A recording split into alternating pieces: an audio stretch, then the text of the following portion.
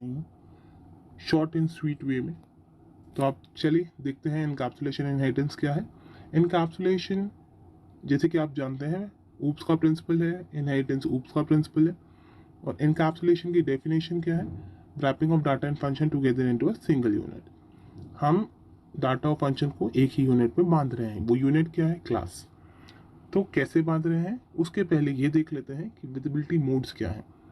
Visibility modes होते हैं public, private, protected. आप उसको विजिबिलिटी मोड्स कह सकते हो, आप उसको एक्सेस स्पेसिफायर कह सकते हो, आप इसको एक्सेस मॉडिफायर कह सकते हो, स्पेसिफायर और वी कैन से मॉडिफायर। तो ये तीनों नाम एक ही हैं, visibility modes, access specifier, access modifier. अब आप इसको किस किस चीज़ों के साथ इस्तेमाल कर सकते हो? क्लास के साथ, वेरिएबल के साथ, फंक्शन के साथ। अभी फिलहाल आपकी बुक में वेरिएबल के साथ यूज़ करके दिखाया है। तो अगर हम वेरिएबल को पब्लिक बनाते हैं तो वो वेरिएबल आपके पैकेज में कहीं पे भी इस्तेमाल हो सकता है, बट डिपेंड किस क्लास के अंदर बना हुआ है।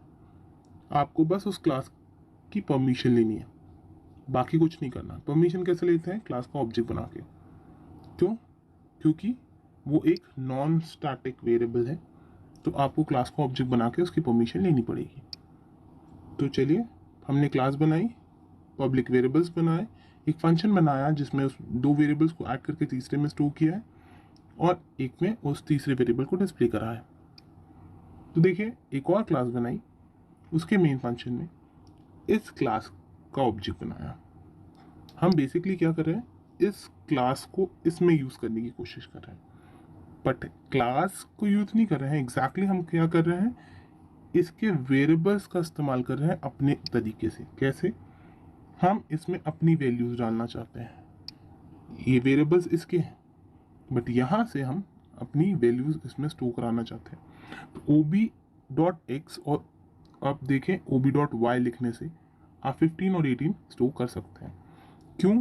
क्योंकि ये पब्लिक है। इसकी फैसिलिटी आपको ये मिल रही है कि आप कहीं से भी पब्लिक वेरिएबल्स में वैल्यू स्टोर करवा सकते हैं और कहीं पे भी इसका इस्तेमाल आप कर सकते हैं। तो ob.x बस आपको परमिशन लेनी है। याद रखिएगा, परमिशन लेनी ज़रूरी है, ऑब्जेक्ट से, क्लास से नहीं, ऑब्जेक्ट से, क्लास के ऑब्जेक्ट से। तो आपको पहले इसका ऑब्जेक्ट बनाना है, ऑब्जेक्ट डॉट करना है, इनसे परमिशन लेनी है, परमिशन लेके आप उसमें वैल्यू डाल सकते हैं। तो ये है खासियत पब्लिक वेरिएबल्स की। बस अब आपको क्या करना है? इन दोनों फंक्शन से एक एक करके आपको बुलाना है, इन दोनों फंक्शंस को, और उनसे वो एक्टिविटी करानी है। वैल्यूज तो आप दे चुके। मीन्स हमने किया क्यों? हमने इसलिए किया क्योंकि हम ये वाला काम अपने तरीके से करवाने की कोशिश कर रहे हैं। ये क्या काम है? किसी और क्लास का काम है, किसी और क्लास के वेरिएबल है, किसी और ने डिक्लेयर किए हैं, बट हम अपने तरीके से उसको यूज़ करने की कोशिश कर रहे हैं क्योंकि वो पब्लिक है।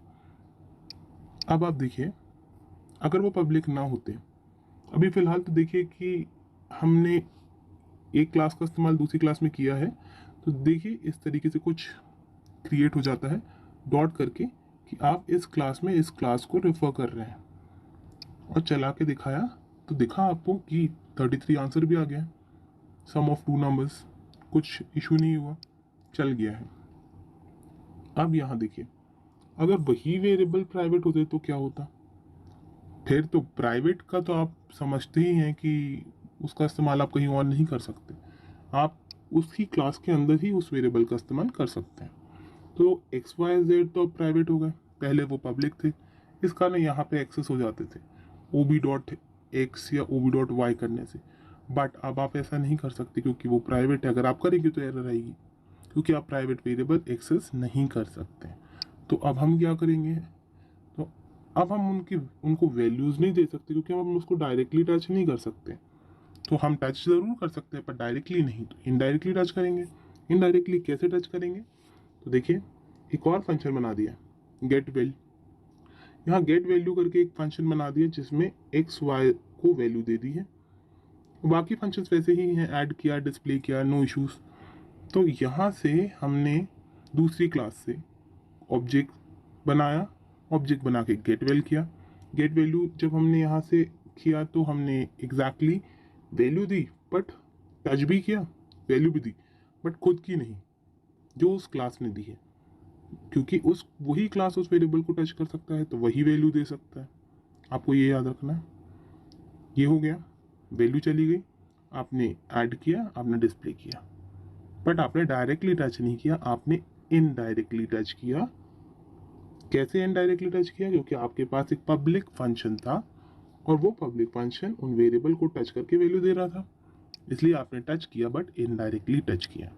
तो प्राइवेट वेरिएबल्स आपको ये सुविधा देते हैं कि आप उसी क्लास के अंदर रह के अपना डाटा और अपने फंक्शन को बाइंड अप कर सकते हैं कि कोई दूसरा आके उसको कोई इशू क्रिएट ना कर सके, उस डाटा को चेंज ना कर सके। आप उसको प्राइवेसी दे सकते हैं, सिक्योरिटी दे सकते हैं। चलिए आप देखें, अगर वो भी फंक्शन भी प्राइवेट होता तो क्या होता? अभी तो वेरिएबल प्राइवेट थे, अब वो फंक्शन जो हमने बोला कि पब्लिकली हम एक्सेस कर सकते हैं, वो फंक्शन को भी अगर हम प्राइवेट कर देते हैं तो क्या होगा? तो अब आपको ये याद रखना है कि ना तो ये बाहर से एक्सेस होगा, ना तो ये बाहर से एक्सेस होगा। तो फिर कैसे चले? तो हमने एक फंक्शन में इस फंक्शन को बुला लिया। आपको बस इतना याद रखना है कि प्राइवेट बाहर से एक्सेस नहीं हो सकते, बट अंदर से तो एक्सेस हो सकते हैं। तो कोई भी पब्लिक फंक्शन इनको एक्सेस कर ले तो बस, और आप उस पब्लिक फंक्शन को एक्सेस कर लो, तो इनडायरेक्टली आपने बाकी चीज़ों को भी एक्सेस कर लिया। देखिए, ये भी प्राइवेट था, ये भी प्राइवेट था, किसने एक्सेस किया? गेट वैल्यू को ऐड ने। ऐड क्या है? पब्लिक है। तो आपने यहाँ से ऐड को बुलाया, ऐड ने गेट वैल्यू को बुलाया और गेट वैल्यू ने वेरिएबल्स को बुला लिया। काम हो गया आपका, बट इनडायरेक्टली। तो कोई ना कोई क्लास में ऐसा होना चाहिए जो पब्लिक हो, जिसके थ्रू आप उस इन चीज़ों को एक्सेस कर पाए। तो देखिए, अब ये दोनों ही फंक्शंस यहाँ से एक्सेसिबल हैं और इनकी हेल्प से हमने गेट वैल्यू को एक्सेस किया और गेट वैल्यू की हेल्प से वेरिएबल्स को एक्सेस किया। मतलब डायरेक्टली इनडायरेक्टली हमने वेरिएबल्स को एक्सेस किया। तो आपको ये समझ में आ रहा होगा कि बाइंड अप होने लगा है, चीज़ें बंधने लगी है, कि आप इसकी सिक्योरिटी क्रिएट कर सकते हैं by using private keyword. Means अगर आपसे ये कोई पूछे कि एनकैप्सुलेशन जावा में अप्लाई कैसे होता है बाय यूजिंग प्राइवेट कीवर्ड, तो अब चलिए आगे चलते हैं। एनकैप्सुलेशन की जैसे कि आपको डेफिनेशन मैंने पहले ही बता दी थी, हमने कर लिया रैप उसे with the help of private keyword, private method, private variables बना बना के। तो डाटा की हाइडिंग हो गई। अब चलते हैं स्कोप ऑफ वेरिएबल्स पे। स्कोप ऑफ वेरिएबल का मतलब क्या होता है? मतलब आपने उन वेरिएबल्स को एक एरिया के अंदर बांध दिया है जिसके बाहर वो एक्सेस नहीं हो सकते। ये है स्कोप ऑफ वेरिएबल। तो अब चलिए देखते हैं क्या होता है स्कोप ऑफ वेरिएबल, कहाँ कहाँ होते हैं, क्या क्या होते हैं। तो स्कोप ऑफ अ वेरिएबल, जैसे कि इंस्टेंस वेरिएबल की अगर मैं बात करूं, तो इंस्टेंस वेरिएबल होते क्या हैं? इंस्टेंस वेरिएबल क्लास में जब भी आप वेरिएबल्स क्रिएट करते हैं, ये देखिए ग्लोबल वेरिएबल्स, तो instance variable are the global variables. वो एक ग्लोबल वेरिएबल्स है जो स्टैटिक नहीं है। आप याद रखिएगा, इंस्टेंस वेरिएबल जो ग्लोबल वेरिएबल्स हैं पर स्टैटिक नहीं है, उनको हम इंस्टेंस वेरिएबल कहते हैं। अब इंस्टेंस वेरिएबल हम प्राइवेट, पब्लिक, प्रोटेक्टेड जैसे चाहे वैसे बना सकते हैं, वो आपके ऊपर है। अभी आपने देख लिया है कि कैसे बनाते हैं, क्या करते हैं। और प्रोटेक्टेड बेसिकली हम बनाते हैं इनहेरिटेंस पर्पस के लिए। आगे हम इनहेरिटेंस देखेंगे। अब आते हैं क्लास वेरिएबल पे। अभी मैंने आपको बताया कि बस स्टैटिक ना ले तो वो इंस्टेंस हो जाएगा, और अगर स्टैटिक ले ले तो वो क्लास हो जाएगा। तो ऐसे ग्लोबल वेरिएबल्स जो स्टैटिक नहीं है वो इंस्टेंस वेरिएबल है, और ऐसे ऐसे ग्लोबल वेरिएबल जो स्टैटिक हैं वो क्लास वेरिएबल हैं, क्योंकि इनको एक बार मेमोरी एलोकेट होती है और इस मेमोरी को सारे ऑब्जेक्ट्स एक साथ ही यूज़ करते हैं। और इंस्टेंस वेरिएबल को अलग अलग मेमोरी एलोकेट होती है। अगर मान लीजिए दो ऑब्जेक्ट है तो दो बार मेमोरी एलोकेट होगी। एक ऑब्जेक्ट के अंदर दो मेमोरी एलोकेट हुई, एक नेम को, एक एड्रेस को, और ऐसे ये एक ऑब्जेक्ट के लिए हुआ। यही सेम चीज़ दूसरे ऑब्जेक्ट के लिए भी होगी, क्योंकि ये एक इंस्टेंस वेरिएबल। अगर मैं काउंट की बात करूं तो तो काउंट को एक ही मेमोरी यूज होगी।